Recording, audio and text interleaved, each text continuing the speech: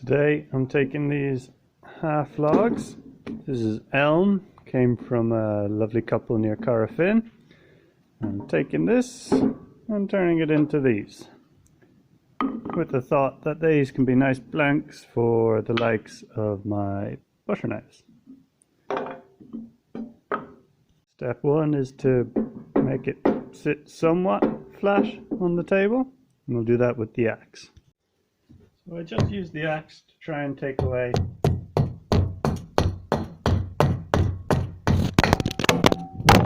whoops.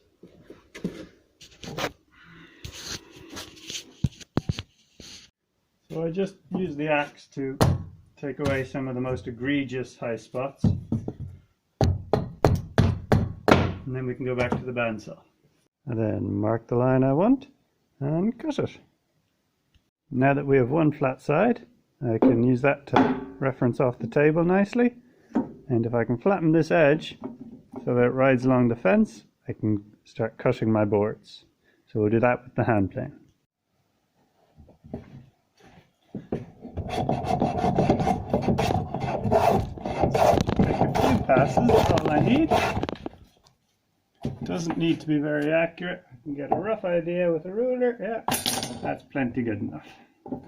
Now we can go back to the bandsaw. I can now use my lovely new 90-degree corner to reference there and cut off this rough face. Now I get to decide which side I think is more attractive. I'd certainly get wider boards off this side and more narrower ones off this side.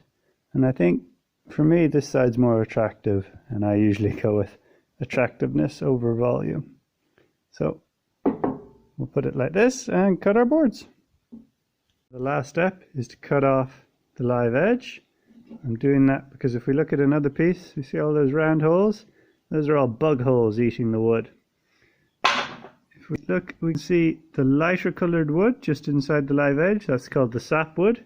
That's where most of the sugar in the wood is, and the bugs love it. So by cutting that away, you're hopefully reducing the chance of the bugs coming and eating the main bit of the wood. And here's what we got out of that one small half log. Got quite a few butter knives and other small items out of it.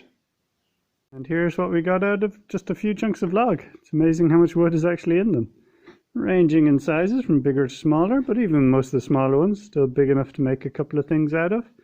We also did some of these thin little strips. These are very handy to have around because elm hates to split, which makes them perfect for the likes of wedges and things like that. And I tell you, it was hard enough just splitting those logs in half to do this. So it's great to have some of them on standby. Yeah, now just need to pluck up the courage to make some stuff out of all of this.